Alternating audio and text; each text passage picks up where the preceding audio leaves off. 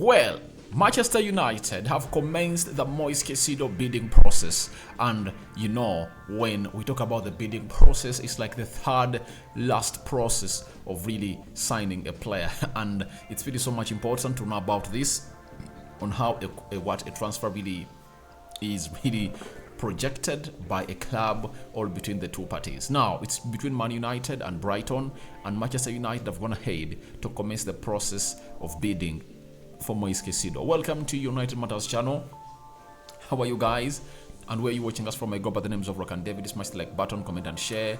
If you're watching us for the very first time, endeavor to subscribe to this channel so as not to miss out on stories that we do upload in here on a daily. I go by the names of Rock and David, and remember, this is the United Matters channel. We strictly do Manchester United content. I'm going to bring you a story about Min-jae. Though a huge has been sounded by Fabrizio Romano, there is a story behind a story, and it was about Man United, because they never wanted to lose Min-jae. After Bayern Munich raised their offer, they also wanted to raise their offer, and obviously looked like things never went on well. It's play to goal coming in from Germany, close source to Bayern Munich revealing to us that story, and obviously Chelsea are coming in through and willing to compromise with Man United on the fee that we put in on Mason Mount. Let's see, 300 likes, smash on this video.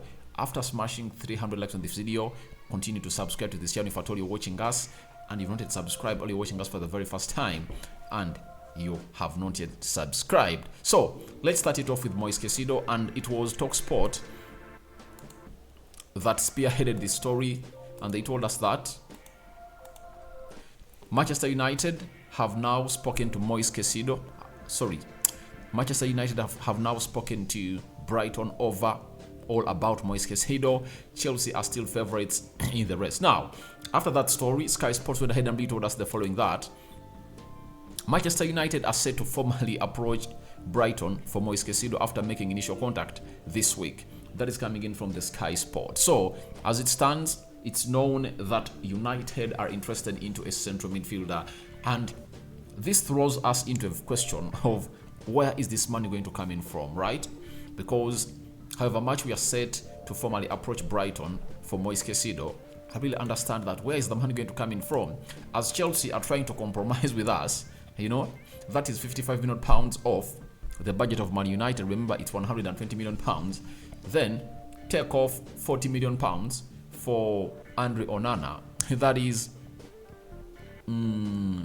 is close to 100 million pounds, meaning that we are left with only 20 million pounds. What are we going to go ahead and obviously offer to the Brighton side? God knows, you never say never with the Glazers. Last season, we had a budget of 120 or 30, but where we got 150 million pounds, God knows, to sign Casemiro and Anthony. So United have gone ahead to make a formal approach, are preparing to make a formal approach to the side of Brighton. And how are they going to do this formally?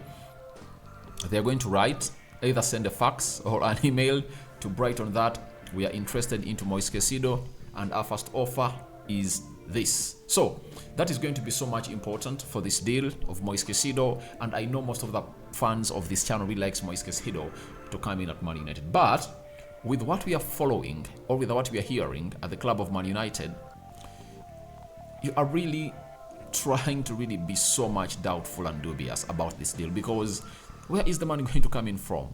Because I understand Erik ten Hag believes that he needs a midfielder like Moises Caicedo to come up and act as a backup of Casemiro, but the budget doesn't really give him what we call a broad exposure to see to it that he really gets himself the players that he needs at the club of Manchester United. And secondly, when we are starting this this summer transfer window, we are told that Erik ten Hag's preferred or number one priority is going to be a centre forward. I think before we go Mason Mount, before we go Moises Caicedo, would have gone ahead to meet what Erik ten Hag wants. And however much we are searching for number 9, but no one has been brought in front. I don't know why, but the plan of United is really so much staggering that you cannot come in and really lean to it or obviously trust it, because they change like chameleons, and a spin can be done by the Glazers anytime. So let's wait and see how that happens. But Chris Wilder and Kajumba have also gone ahead to express more of this deal about Moises Caicedo to Man United. And they've told us that Manchester United sources insist their interest in Moises Caicedo is long-term and genuine, and not a tactic to soften Chelsea's stance over Mason Mount. However, there is little chance of United signing both Mount and Caicedo. We all know that United might be plotting a move to really rival Chelsea onto the Moises Caicedo deal to act or to create a bidding war.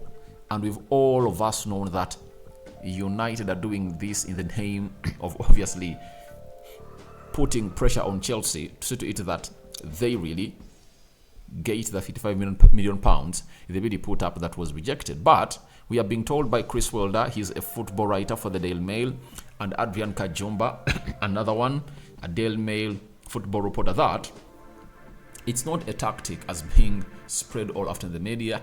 The interest is really genuine. After missing out on Rabiot, who wanted 10 million euros sign-on fee and a deal of 10 million euros per year, United believe they need a CDM. And to me, the most important signing that we are supposed to go in for is Moises Caicedo.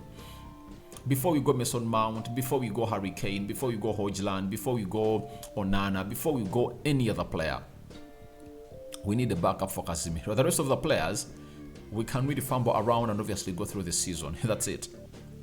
But we don't have a player who can do the Casemiro role if at all Casemiro finds himself injured. That player is not there. And that's why we should call upon for such things to be vividly cleared. Because how are we going to be next season if Casemiro gets an injury? I've reiterated this a lot, that Casemiro got a knee knock, and injuries concerning knees are really recurring, and he's in his 30s. We don't know how he reacts to such injuries, So it's really worrying that we are going to start a season without a player that can do or can act as a backup for Casemiro. And this is where I call upon the club of Manchester United to obviously look through this and obviously know that we need a backup. Frankie de Jong is into the mix. I did the story yesterday night. I think you're going to hate to really read that. And I'm taking it with a pinch of salt. But for Moises Caicedo, I understand United can get this deal over the line. 80 million pounds. They can look for that money. Even if it means us suspending other transfers to get in Moises Caicedo. I think let's do this. Let's do this because it just gives us the levels and balance of our team. Because when Casemiro is out of that team, we have no balance. Don't tell me about Fred. Don't tell me about Scott McTominay because they are shit when it comes to playing that position. Don't tell me about Bruno Fernandes being played into the double pivot with Sabitzer. That's nothing. All we need is a quality central defensive midfielder like Caicedo to come in and obviously compete with the likes of the likes of Casemiro. And he can also play the double pivot with Casemiro. So I've always said this on several moments that we shouldn't get in Mason Mount first. We should get in Caicedo first. But it looks like we're going to get in Mason Mount first as Chelsea want to get this deal over the line before June elapses. So let's wait and see how that pans out. But it's not a tactic that United is using to see to it that they really go in for Moises Caicedo to really pile pressure on Chelsea to really submit in for Moises Caicedo. Sorry, for Mason Mount, as told us by Wilder and Kajumba of Mail Sport. So let's wait and see how that's going to pan out. But I'm 100% sure that Mason Mount is the priority and the rest are really going to follow. But the big question is, where is the money coming in from? And let's go to the Min-jae story. Min-jae, should we go Min-jae? Let's continue with the Mason Mount story. Coming in from a credible source known as the Guardian Sport, they've confirmed to us that Chelsea are now likely to make compromise with Man United to sell Mason Mount. Now, this is where I hate these deals. Why should we take all this time to renegotiate a player for a player who has close to 111 in his account? who has just 1 year left on his contract. And it has taken us close to 8 weeks to negotiate this deal, because we started talking about this transfer and it was broken by Sami Mikbel. I think it was around April. Now we are into the end of June and this deal is not over the line. And I know why the Glazers are doing this. They are doing this to buy their time. That is it. 3 bids. When teams like Man City went in for Declan Rice and put in a heavy bid of £90 million, right? Why should we not do business like this? So, to me, I really anticipate that we are taking long on these deals, and the Glazers are just doing it because they know that they don't have money with them, and they should take a month or 2 months negotiating one deal to see to it that they keep us busy. And hence we are losing out on players like Harry Kane that Erik ten Hag wanted. I don't want him as a person, but he's going to Bayern Munich. Min-jae, next story coming in, 3 has chosen Bayern Munich over Man United because of us being unserious. Declan Rice to Arsenal, McAllister to Liverpool, and very many others. So it is really nasty at Man United on how we really conduct business, and Chelsea compromising with us is a must, because it was a deal they have to do, because the player told them, I'm not going to renew your contract that you put on my table. So those are easiest deals that you're supposed to be doing, especially when a player says, I'm snubbing Arsenal, I'm snubbing Liverpool, no bidding war, I've made my preference as Man United. So why should we take forever to really get this deal over the line? Because by the time it came to the news that Mason Mount had made us his preferred choice ahead of Liverpool and Arsenal, the Glazers and the board had already known it, that Mason Mount had given them their word that, or his word that he's coming to Man United. So find means of really getting this deal over the line and we really get it sorted.